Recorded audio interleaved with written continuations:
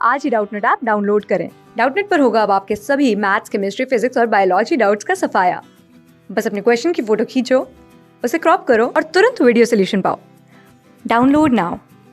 तो बच्चों क्वेश्चन दे रखा है, एक प्रक्षेप द्वारा क्षैतिज परास और अधिकतम ऊंचाई यहाँ पे दे रखी है बच्चों, क्रमशः कितना आर और एच है। ठीक है, यदि प्रक्षेप में वायु के कारण एक नियत क्षैतिज त्वरण ठीक है बच्चों, कितना दे रखा है G/4 लगाया जाता है, तब इसका क्षैतिज परास और अधिकतम ऊंचाई क्या होगी। ठीक है, तो पहली स्थिति जो हमें दे रखी है वो क्या दे रखी है बच्चों, कि अगर हम यहाँ पे देखते बच्चों, मान लेते हैं एक धरातल मानते हैं। ठीक है, एक धरातल, और इस धरातल से हम क्या करते हैं, किसी वस्तु को अगर हम थीटा कोण से फेंक रहे होते हैं, ये क्या करेगा बच्चों, परवलय पथ में गति करता हुआ फिर से धरातल पे आ जाता है। ठीक है, तो हम क्या देखते हैं बच्चों, हम देखते हैं कि इस वस्तु का यहाँ पे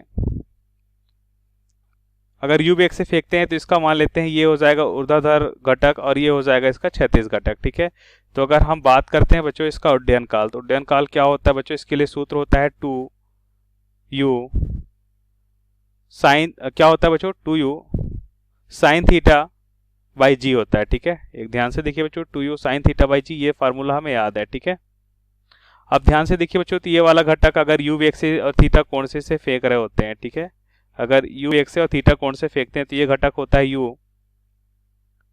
साइन थीटा, ये वाला घटक हो जाएगा हमारा u cos थीटा, और ये वाला घटक क्या हो जाएगा बच्चों, u साइन थीटा। ठीक है, और उड्डयन काल में हम क्या देखते हैं बच्चों, हम देखते हैं कि u साइन थीटा किसके बराबर है, u y के बराबर है, तो इसके स्थान पे क्या लिख सकते हैं बच्चों, u y बटा g हो जाएगा। ठीक है, अब ध्यान से देखिए बच्चों, अगर हम अधिकतम ऊंचाई की बात करते हैं तो अधिकतम ऊंचाई के लिए सूत्र होता है बच्चों u square sine square theta by 2g। फिर से देखिए बच्चों, u साइन थीटा किसके बराबर है, u y के। ठीक है, u y का स्क्वायर क्या हो जाएगा बच्चों, ये हो जाएगा हमारा u y का स्क्वायर बाई 2g।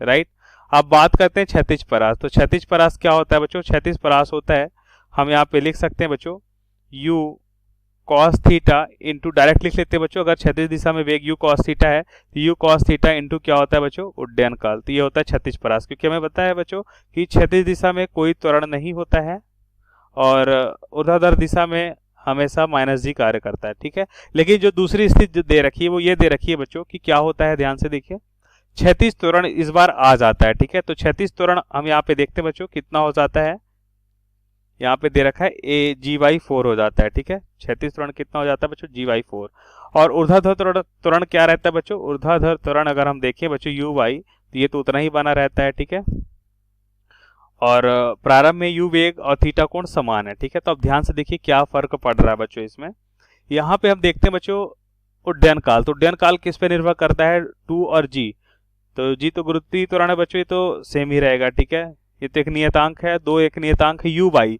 ऊर्ध्वाधर वेग अगर हम देखें बच्चों तो किससे प्रभावित हो रही है, प्रारंभिक वेग से और गुरुत्वीय त्वरण से। प्रारंभिक वेग तो हम समान रख रहे हैं बच्चों दोनों स्थिति में, और गुरुत्वीय त्वरण सिर्फ और सिर्फ इसमें लग रहा है। ठीक है, ऊर्ध्वाधर दिशा में गुरुत्वीय त्वरण लगने के कारण कह सकते हैं बच्चों कि इसके वेग में समान ही परिवर्तन होगा। ठीक है, तो किस पे निर्भर कर रहा है, u/y, प्रारंभिक वेग जो समान है। ठीक है, h की अगर बात करें बच्चों तो h भी हम देखते हैं बच्चों u/y पे निर्भर कर रहा है। ठीक है, ऊर्ध्वाधर वेग तो ऊर्ध्वाधर त्वरण भी सेम है, तो ये सेम स्थिति रहेगी, 2g एक नियतांक है। ठीक है, तो t और h नहीं बदल रहा बच्चों इस a के आ जाने से। ठीक है, ये बात समझ पा रहे हैं बच्चों।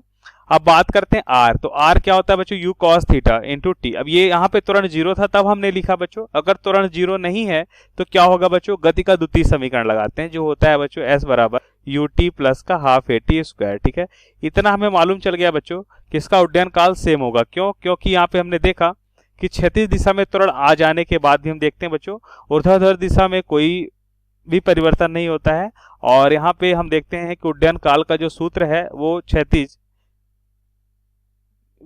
क्षैतिज दिशा में वेग से या क्षैतिज दिशा के त्वरण से प्रभावित नहीं हो रहा है। ठीक है बच्चों, तो इस तरह से हम कह सकते हैं कि उड्डयन काल समान रहेगा।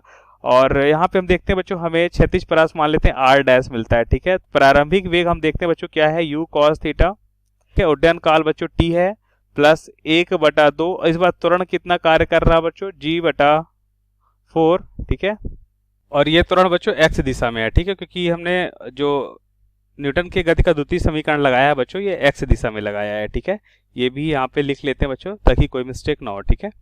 ओके, तो यहाँ पे हमने देखा बच्चों उड्डयन काल क्या है बच्चों, 2u/g, ठीक है, 2u/g का स्क्वायर हो जाएगा, ठीक है।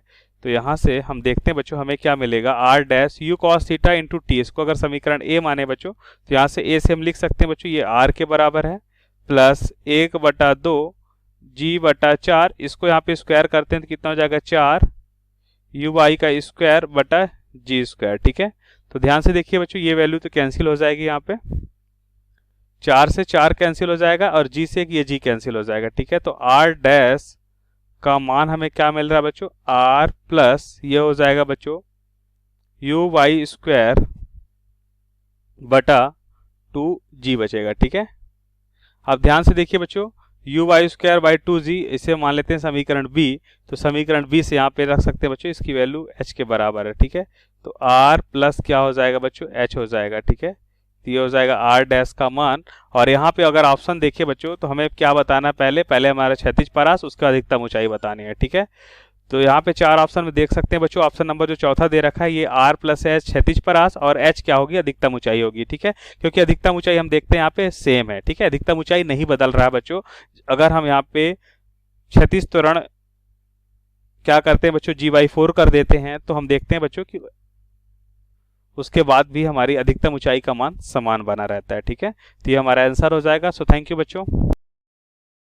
क्लास 6 से 12 से लेके नीट, IIT, जेई मेंस और एडवांस के लेवल तक 10 मिलियन से ज्यादा स्टूडेंट्स का भरोसा। आज ही डाउनलोड करें डाउटनेट ऐप या व्हाट्सएप कीजिए अपने डाउट्स 8400 400 400 पर।